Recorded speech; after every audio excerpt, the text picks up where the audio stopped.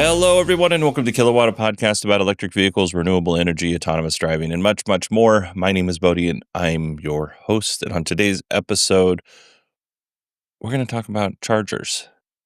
It's no secret that sometimes chargers don't work. And what that typically looks like for the person trying to charge their vehicle, right, is you're maybe going on a long trip, or maybe you have a very limited amount of time, or maybe you're a gig worker and you got to charge your vehicle so you can get back out there and make money. And unfortunately, you pull up to a charging station and you try the first charger, it doesn't work. You try the second charger, it doesn't work. Maybe you tried the third one and it doesn't work. That is obviously made for a very bad experience for you. What does that make you feel about the ChargePoint operator? What does that make you feel about the company operating those chargers? If I had to guess, you probably don't want to give them a warm hug, you know? An Olaf style hug. You probably don't want to do that. And the next time you need to charge and this company shows up as one of the places that you can charge, you might look for a different place. Even if that different place to charge is inconvenient for you. And while it might seem like these ChargePoint operators don't care, they do in fact care, because this is how they make their money. It damages their brand. And oh yeah, they probably dropped millions of dollars to put these chargers. Not probably, they almost certainly dropped. Not almost certainly, they dropped millions of dollars into infrastructure to put these chargers in the ground. So what are they going to do about it? Well, I had a chance to sit down with Andrea and Jenn Buchanan of Clockwork Energy. They founded that company specifically to help ChargePoint operators keep their charging networks up and running smooth. ChargePoint Energy's software uses predictive algorithms, and they monitor and diagnose issues remotely for the charging network, which enables faster repairs, minimizes downtime. It allows them to send the proper person out to fix the problem.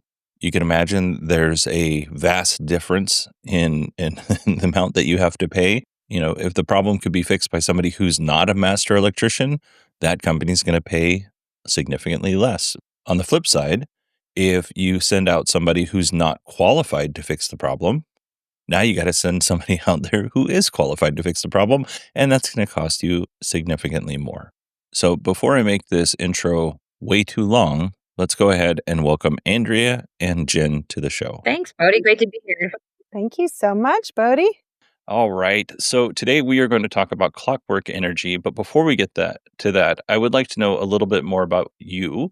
So Andrea, can you just kind of fill the audience in on your background? Yeah, absolutely. I am the CEO and co-founder of Clockwork. My background's really 28 years in software technology.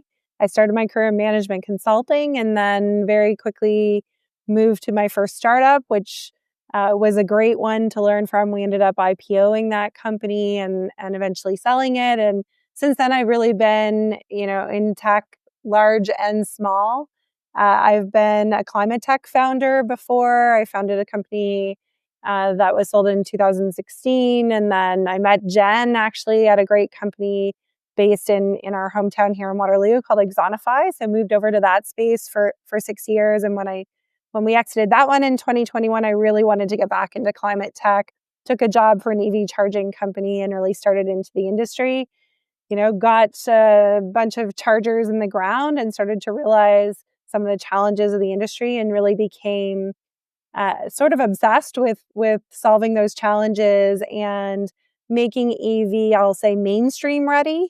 I've always been really, really interested in taking things that already exist and using software to solve problems, make dumb things smarter, make things work better for people. And so saw lots of opportunities for that in the EV charging space, and then was able to recruit Jenn to come and join me. And that's really how the genesis of Clockwork began. Excellent. How about you, Jen? Yeah, so I've also been in the software world for like 25 plus years. I've had the opportunity to work with some of the big companies like the Googles, the Microsoft, the SAP, but also was able to work with some of the really successful startups out of Kitchener Waterloo in Ontario. Xonify, D2L, and actually Sybase was I would consider that a startup in the early days as well. I've done product throughout all of that, whether it was product marketing and go to market, or if it's product management. And at this point in my career, I've had so many hats on through that journey of understanding problems, working with the market, working with customers. This opportunity in the clean tech space and around EVs in particular, when Andrea started talking about it, it is such an obvious problem when you look at it. And it's something that is really appealing, that it's got meaning to be able to help solve it for EV adoption. And it allows me to take all of that background of the last 25 years plus, and as anyone who's started building and with a startup, you get to wear all those different hats, sometimes every day. And I really, Andrea, when she started talking about this, I was very interested in working with Andrea again, and this just all came together at a perfect time, and a perfect time in the evolution of the electric vehicle. What specifically does Clockwork software do? What does it do? And um, uh, Let me take that one. So I think the big gap that we're seeing in the industry and charging is around visibility for the operators. They don't even know what's happening at the charger quite often because they're not on site. It's not like a gas station where they're right there and they're having drivers come in and say, "Hey, pump 3 is, the payment's not working." So they don't actually have the visibility of what's happening with the software, with the hardware, with the communications, with the Wi-Fi.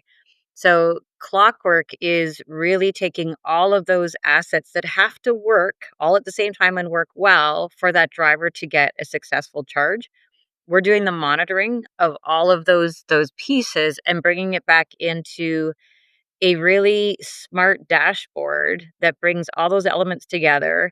And then operators, when they come in, say it's Monday morning, they can see exactly what is happening on their sites across, all of the many chargers, whether it's, 10 or in the thousands.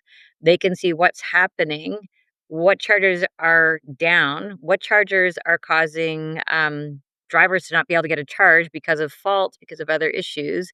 It can do predictive of this charger saying it's up, but it's clearly given metrics, and the analysis is telling us that it's not up. You need to look after that. It does the automation of being able to restart and correct what's happening at that site if that is possible, or it will actually create a work report and trigger a truck roll out to that charger. So what that means for the operator is that they actually have real time access to what's happening on their sites from one location, one screen, one location, and they can see everything. And then they only have to get involved with pieces that require more depth of troubleshooting than what the standard challenges would be. And really giving that visibility. And what it means for the driver is that they don't have to deal with a charger that's been down for 6 weeks until somebody picks up the phone and calls and lets the operator know that the charger's down. So visibility is one of the biggest issues that are there right now, and and Clockwork is meant to solve that. And I'll add on top of that. So just to give you some sense, an operator today is spending about 5 times what they intended to spend supporting their charging assets, or at least that's been our experience with our customers. So think of a single human supporting a pool of chargers. Let's say they're level 2 chargers. So the slower chargers, they can support between 5 and 800 typically today. Our software changes that to about 3,500. So now instead of me trying to manually pull all these things together, being really reactive and trying to like dig myself out of this kind of hole of, not really knowing what's going on. Now I have, a tool that's basically highlighting things specifically for me, telling me specifically what's wrong with them, and automatically resolving them. So my job becomes, now I'm operating at the 10,000 foot level instead of, at the 2 foot level of trying to like manually figure out and piece together what's wrong today. Yeah, so if I could just summarize and make sure I'm understanding this, right? Your software sits on, and this is for all sorts of different size charging networks. It's not for, a mom and pop shop. This is for um, mom and pops all the way up to the highest level, right? Eventually, mom and pops and all the way up to the highest level. Um, so your software sits in the stack with the other charging software and all the other different components that go into a charging station. It is monitoring, is the cable okay? Do we have 5G or internet connection? Do we have all of these things? It's monitoring all of these things that are involved in charging. And then when there's a problem, it creates a report and sends it back. And that could mean that that charger is just to fix the problem. All we got to do is reboot the charger, shut down, wait 15 seconds, start it back up. Or that could mean that you have to roll a truck. And Jen, you were saying when we met before that it's very expensive to roll a truck out to find out that all you really needed to do was restart the charger. What does that look like for the operator? Because you mentioned a little bit, but that it's expensive. But why don't you tell everybody how expensive it is? It's expensive, and it's usually not one truck roll. So if they don't have enough visibility to what's going on, it could be 2, 3 truck rolls for them to get the right technician there or master electrician, the right equipment, and then to test it to make sure it's all rolling. And prices on that, we're looking at what we're hearing is about $1,000 per truck roll. It could be a little more, a little less, depending on what geography you're in, what the issues are, and that's not including the hardware that is needed to actually replace or fix what's going on. Yeah, I mean, it makes a lot of sense that if for some reason a cable's damaged, somebody shows up, they don't have a cable with them, and there's not one in the area, the charger's just down for even longer. So that makes a lot of Yeah. sense. And if you think about it, like without pulling all those data streams together and being able to, use our diagnostic algorithms, you don't even know specifically what's wrong. Like today, it's kind of, hey, it looks like there's something wrong at site ABC. Go take a look. They show up. Oh, that's when they realize, oh, the cable's been cut. There's no reason that with this kind of data being pulled together in the right way, the right predictive algorithms, you couldn't have known the cable was cut beforehand, thereby sending the person with the cable, right? So it's really just a matter of closing the loop on that. And then now we're going to get a little nerdy here. How specifically does the software integrate? Because you might have a charging cabinet by ABB, you might have Rogers as the internet provider, and then you have the local utility, and then you have whoever dropped the wires to the ground. You have all of these things that there's not a one stop shop really when it comes to putting chargers in the ground. How does your software interact with everybody else, and how do you know that the charger's cut? Yeah. So, you know, we will pretty much integrate with anyone is the answer. So there's a lot of players in the space today, and if this were easy, everyone would have done it. So there are a lot of different things to integrate with. Now, on the like in terms of ABB, that's actually a bit of a niche example, but in general, the charger and hardware and software use a standard open protocol to communicate, and we're moving more and more towards those open protocols. So if they're using OCPP, Open ChargePoint Protocol, any version, that's a bit more straightforward because we can just get a copy of those logs and it's standard-ish, let's say. And it's been implemented a bit different by different providers, but more streamlined. ABB is actually interesting. Like on the fast charging side, some of the charging manufacturers have their own protocols and their own set of APIs that will give you more information. And ABB is one of those. So, we also can integrate directly with the hardware if that's available. On the networking side, there are a lot of different providers out there, depending on who you're using for routers, gateways, etc. They all have APIs though. So what we've built like at the core is a really, really robust configurable integration platform. Our R&D team built an integration platform at a really large, successful company here before, and it was very intentional that we partnered with them and brought them onto the team. We knew we needed to make this messy world manageable for us and for others. And so really a lot of the investment in our technology has been in that integration platform, and just embracing the mess, because we don't believe there's going to be a clear winner like this year or next year. We're a little ways out for that. So it's not time to make bets right now. Like we're not ready to make bets. We look forward to that day when maybe it's a bit more streamlined, but right now we're embracing the messiness of EV charging. I think some people would be, and I was shocked when Jen told me the the big gap in this space of error reporting back of what you need, because it is so expensive. But I think it might also be related to how fast they've had to scale up these charging networks. And here in the United States, you have the NEVI funding, and in Canada, I know you have initiatives there, and there's initiatives in Europe and all this other stuff.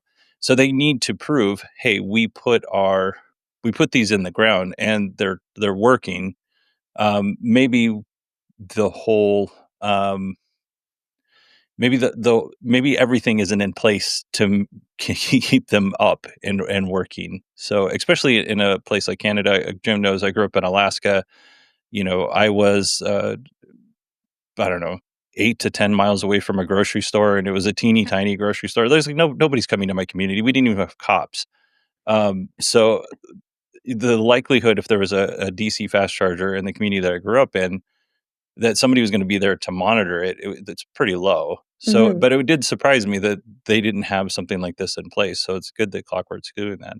Yeah, and I think it's like you were talking about mom and pop shops, like a distributed energy infrastructure that's not grid side has this problem, because the model really is very much like ATMs in a 7-Eleven, or someone else described it to me as, renting a chair in a hair salon, So you don't own that real estate typically, you're renting those parking spaces from someone else, or that's a very popular model. So you don't have staff on site. And so if I go to the gas station, there are EV chargers, and if the gas pump is broken and I go in, the attendant knows who to call.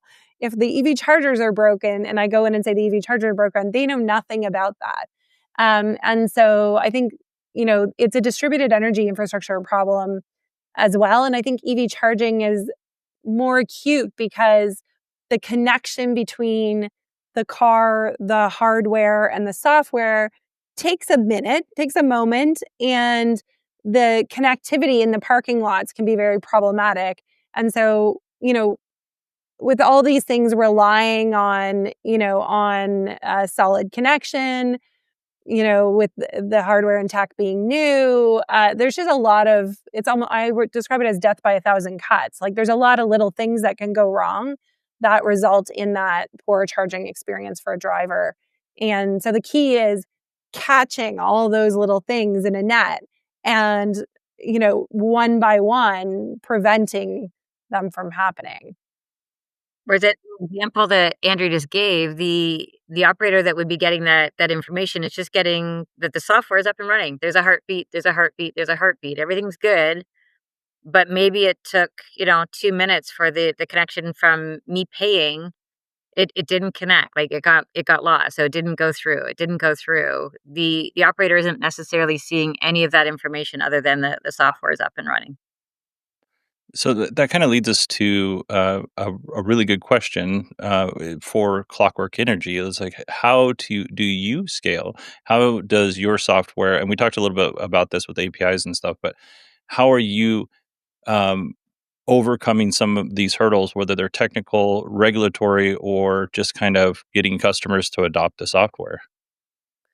Yeah. So in terms of adoption, we are having pretty good success there. Like people, um, a lot of operators, whether they're fleets or public, have stepped into this with a view of what was going to, a view of the effort required to sustain this that is proven to be untrue.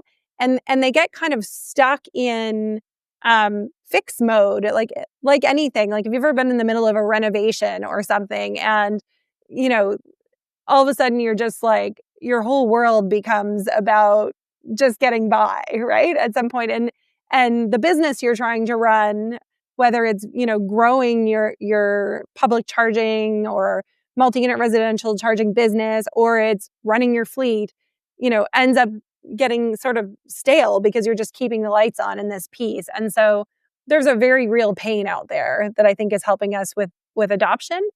I think we really want awareness. Like, what would really help us from a business standpoint is spreading the word, and why we're, beyond just loving you, Bodhi, why we're thrilled to talk to you today is really, about getting that awareness out there and getting people to understand the difference between the 99% heartbeat uptime and the, 58% charge success, charge success time that they have on their site specifically.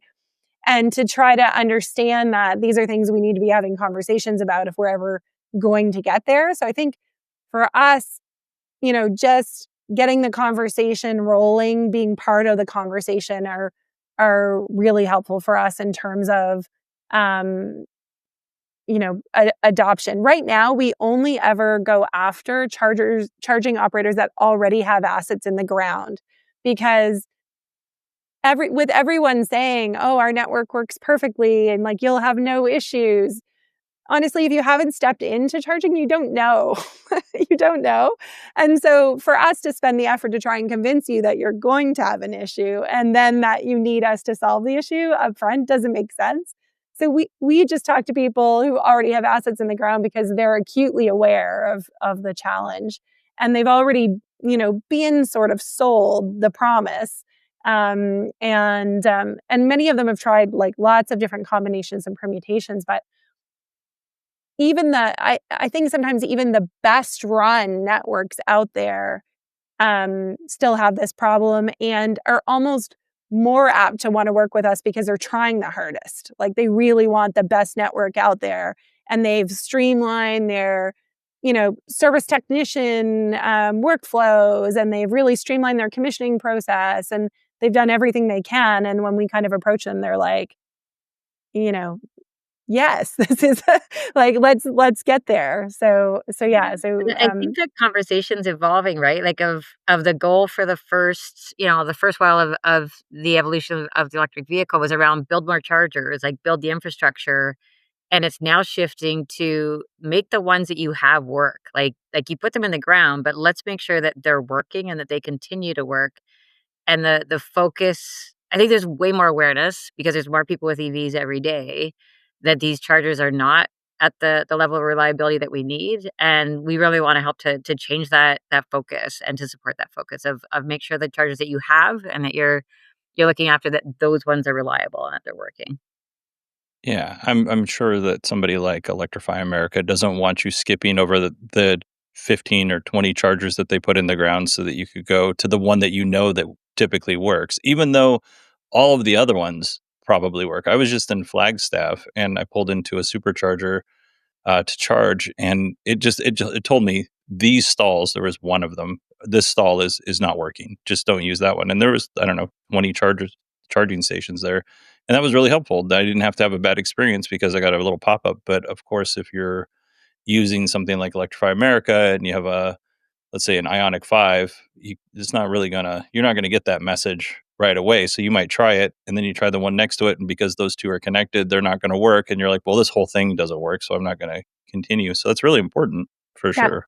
It I is, think and are you gonna try that same station again, next week when you need it? No, like, you're gonna say, "I'm not even gonna bother, I'm gonna go to the one that is more reliable." I had an Yeah. experience in California last week where I had, a flight to catch, and I had to top up my rental car. And I went on to, a very popular app to find chargers, and there was a place where there were 4 fast chargers, and I went there. I won't say the network. Mm. They were all down.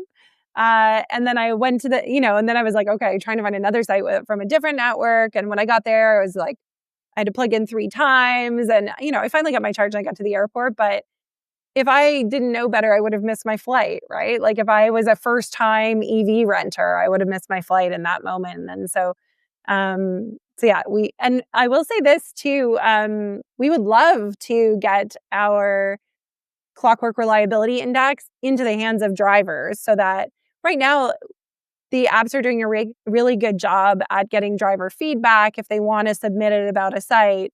But drivers don't always have the time to submit feedback and review. And, sometimes those can be user error issues. And we would love to have our score, back in the hands of drivers as saying, hey, really people can charge here 58% of the time, or maybe it's 98% of the time. But How does that work?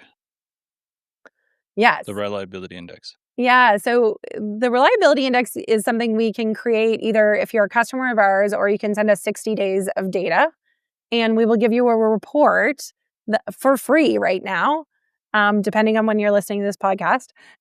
And we will give you a report that tells you what really is your driver experience, like categorically, what is your kind of charge start, charge stop success, how many faults are you having? We'll break it down into the nth degree of detail. We really designed it for regulators and ChargePoint operators, but it also would be, sort of a bottom-up score, if you will, for drivers as well, if they were interested in that information. Are you familiar with Kyle Connor of Out of Spec? No, I don't know Kyle. Okay. So Kyle, Out of Spec's a great channel. It's on YouTube. But he, for a while, was having people send in their experiences, good and bad, at different charging networks across the country and maybe even Canada. And then he would post that onto a Twitter page. And I think they even had a web page. And he was paying somebody to do that. I think it fell by the wayside because that's a lot of work. Yeah. You got a bunch of people sending that in. But he did think it was important. And another person, if you're not familiar with, is Tom Malogny. Tom's got a lot of stuff going on with chargers. He actually, his podcast or his YouTube channel is actually called State of Charge. So he would be a good person to talk to too. I think I've seen that one from time to time. Well, Kyle and Tom, call us. We would love to help you. Where do you see Clockwork going in the next 5 years? Like, what kind of, the way the EV infrastructure is going, where do you see yourself fitting into that whole dynamic? I think like what we would see that in the next few years, we would want when drivers go to charge, it is as reliable an experience as going to a gas station. Like that chargers become part of that infrastructure that have the right visibility and the right structure around to make sure that they're up and running, and that the operators that are responsible for keeping them up and running have the ability to do that. And that Clockwork is that go-to reliability layer that not only gives them the information to keep it up and running, but also allows those operators to scale and take on, more business, more chargers. So not only are we helping to support that infrastructure growing, beyond the city centers, but more rural areas, but that it is also giving them the ability to manage more without needing to hire, by scale, the number of additional people monitoring that at the same time. So that would be kind of an ideal state. I suspect Andrea also has something to add. Oh, I always have future visions, and I drop them on Jenn on a regular basis, and she smartly ignores 90% of them. So I would say, like, full transparency. Like, I want to see a world where there's full transparency on this, and that this data is understood, shared, and that distributed energy assets become as reliable as grid-side energy assets. Like, that's what needs to happen for the energy transition to be successful is, if we're going to do vehicle grid to grid, there has to be predictability in it, right? And there has to be, a factor in there that makes sense for these things to pull together.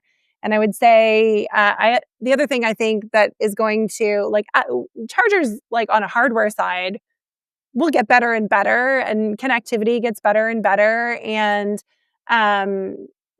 these things I think will, we can keep the assets up and working together, and that job hopefully gets smaller in one way as things improve, but also gets bigger in that the complexity of distributed side systems gets bigger. Now I'm adding battery energy storage systems. Now I'm adding solar. Now I'm adding whatever I'm adding in on that side, which we're starting to see in some of our customers. Those all need to work together as well. And so really the place for Clockwork, I think, is to bring that full transparency, and then to make sure that the thing, like, we're applying systems thinking to these assets. They're not standalone things that live, just as an isolated piece of equipment on their own, but they're things that need to work together for us to succeed ultimately and have these reliable, predictable systems. Excellent. And Jen, how would people learn more about what Clockwork is doing if after this interview they want to learn more? Yeah, great question. So we have a website, clockwork.energy, that I would invite them to go to.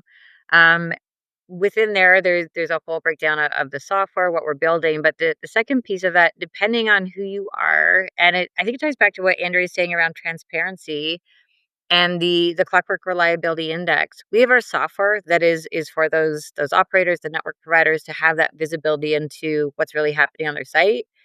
But we wanted to really give that transparency for folks that aren't maybe yet on the software, or they're regulators, or they've got one site. They're like, what is happening here? I don't really know. And to be able to step into it, step into that visibility will help you, figure out what's going on there. All we need is the data.